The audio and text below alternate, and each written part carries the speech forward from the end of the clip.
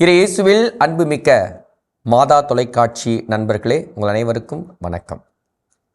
இன்றைய நற்செய்தியில் இயேசு சீடர்களை அனுப்புகிறார். எதற்காக அனுப்புகிறார்? விண்ணரசு நெருங்கி வந்துவிட்டது என்பதை பறைசாற்றுங்கள். வெறும் பறைசாற்றுவது மட்டுமல்ல, நோய் நொடிகளை தீர்க்கவும், இறந்தோரை உயிர்ப்பிக்கவும், தொழுநோயாளர்களை அவர்களுடைய நோயிலிருந்து விடுபடவும் அவர் அனுப்புகிறார். ஏனென்றால் அப்பொழுது தொழுநோயானது அதிகமாக இருந்தது. அது குணப்படுத்த முடியாத ஒரு நோயாக இருந்தது. இதற்காக இயேசு இந்த சீடர்களை தயார்படுத்தி அனுப்புகிறார். சீடர்களும் செல்லுகிறார்கள். பலவித செயல்பாடுகளுக்காக அவர் மிக அற்புதமாய் அவர்களுக்கு வழிகாட்டுதலை கொடுக்கிறார். என்ன வழிகாட்டுதல்? நீங்கள் சென்ற இடமெல்லாம் போங்கள். நீங்கள் போகும் பொழுது நீங்கள் செப்பு காசுகளோ வெள்ளி காசுகளோ எடுத்து போக வேண்டாம். நீங்கள் மிதியடிகள் எடுத்துக்கொள்ள வேண்டாம். நீங்கள் எது தேவையோ அதை மட்டும் எடுத்துக்கொள்ளுங்கள். நீங்கள் சென்ற இடங்களிலெல்லாம் அவர்கள் கொடுக்கிற உணவை உண்ணுங்கள். ஏனென்றால் வேலையாள் கூலிக்கு தகுந்தவரே. அப்புறம் அது ஒரு வேலை என்பதை சொல்லுகிறார்.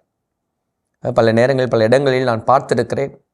பல குடும்பங்கள் அருட்தந்தையர்களை வீட்டிற்கு அழைத்து வந்து உணவு கொடுப்பதை ஒரு ஆசீர்வாதமாக நினைத்தார்கள். ஏனென்றால் மிக அழகாக ஆண்டவர் சொல்லுகிறார், ஒரு குளிர்ந்த நீர், என் பெயரால் அவர் ஒரு குளிர்ந்த நீர் கைமாறு பெறாமல் போக மாட்டார். அவர்களெல்லாம் ஜெபிக்கவே தேவையில்லை, ஆனால் நிச்சயமாக ஆண்டவருடைய ஆசீர்வாதத்தை அவர்கள் பெற்றுக்கொள்வார்கள் என்பது போல இயேசுனுடைய அந்த சொற்கள் இருக்கின்றன. ஏனென்றால் அவர்கள் ஆண்டவருடைய அந்த வார்த்தைகளை போதிப்பவர்களுடைய அந்த ஆசீர்வாதத்தை அவர்கள் பெற்றுக்கொள்கிறார்கள். அதைத்தான் இன்று நற்செய்தியில் ஆண்டவர் அந்த சீடர்களுக்கு சொல்லிக் கொடுக்கிறார். சீடர்களும் அதை செய்கிறார்கள். செல்கிற இடங்களெல்லாம் அமைதி உண்டாக என்று சொல்லுகிறார். அதையும் செய்கிறார். இவ்வாறாக சீடர்கள் தங்களுடைய வாழ்வை அமைத்து இயேசு சொன்ன அந்த வார்த்தைகளை அப்படியே கடைபிடிக்கிறார்கள். இதில் ஒரு சிறப்பான ஒரு அம்சம் என்னவென்றால், நீங்கள் நன்மையை செய்யுங்கள், நீங்கள் நன்மையை செய்யுங்கள். ஆனால் அந்த நன்மையை ஏற்றுக்கொள்ளக்கூடிய நபர்கள் இருந்தால் அந்த நன்மை அங்கு தங்கும். இல்லை என்றால் உங்களிடமே திரும்பி வந்துவிடும். பல நேரங்கள் நாம் நினைப்போம், ஃபாதர், நாங்கள் நன்மையை செய்து கொண்டிருக்கிறோம், ஆனால் அதற்கான ஆட்கள் அங்கு இல்லை, அதை ஏற்றுக்கொள்ளவர்களாக இல்லை, என்ன செய்வது? ஆண்டவர் நமக்கு இன்று சொல்லிக் கொடுக்கிற பாடம்தான் உங்களுக்கு. நாம் எவ்வளவு நன்மைகள் செய்தாலும் அந்த நன்மை வீணாய் போவதில்லை. அது நமக்கே நன்மையாக வருகிறது. அது பெருக்கு. எவ்வாறு நாம் பணத்தை கையில் வைத்திருக்காமல் நாம் வங்கியில் இடும் பொழுது அது பெருக்கம் அடைகிறதோ, அதுபோல நன்மை இங்கு நம்மளிடம் பெருகுகிறது. நாம் நன்மை செய்து கொண்டே இருக்கும் பொழுது அதை பெறுபவர்கள் தகுந்தவர்களாக இருக்கிறார்களோ இல்லையோ நமக்கு தேவையில்லை. ஆனால் ஒவ்வொரு முறையும் நாம் நன்மை செய்யும் பொழுது அந்த நன்மை நமக்கு ஒரு ஆசீர்வாதத்தை கொடுக்கிறது. ஆண்டவர் சொல்ல, கொடையாக பெற்றீர்கள், கொடையாகவே கொடுங்கள். ஆண்டவர் நமக்கு கொடுக்கிற வாழ்வு ஒரு கொடை.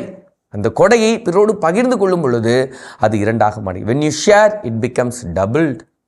நாம் எப்பொழுது அதை பகிர்ந்து கொள்ளுகிறோமோ, அது எதுவாக இருந்தாலும் சரி, அது அன்பாக இருந்தாலும் சரி, மன்னிப்பாக இருந்தாலும் சரி, அல்லது அது பணமாக இருந்தாலும் சரி, அது நன்றியாக இருந்தாலும் சரி, எப்பொழுது அதை பகிர்ந்து கொள்ளுகிறோமோ அது நமக்கு ஒரு வாழ்வாக மாறுகிறது. எனவே இன்றைய நாள் நாம் சிந்திப்போம், எதை நாம் பகிர்ந்து கொள்ள ஆசைப்படுகிறோம்? பிறரிடமிருந்து பெற்றுக்கொள்வதை தான் நாம் ஆசைப்படுகிறோமே தவிர, அதில் தான் நாம் குறியாக இருக்கிறோமே தவிர, நாம் முதலில் கொடுக்க வேண்டும் என்பதை நாம் மறந்து விடுகிறோம். கொடுக்கும் பொழுதுதான் நம்முடைய வாழ்வு தொடங்குகிறது.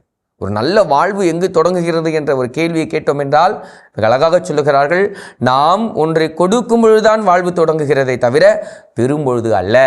எனவே இன்றைய நாளில் ஆண்டவர் இயேசு கிறிஸ்து நமக்கு கொடுக்கிற இந்த ஒரு செய்தி, நாம் பெற்றுக்கொள்வோம். கொடையாக பெற்றிருக்கிறோம், கொடையாகவே நாம் கொடுக்க வேண்டும். ஆண்டவர் நமக்கு ஒரு அற்புதமான வாழ்வு. எல்லாம் அவரிடமிருந்து வருகிறது, எல்லாம் அவருக்குரியது.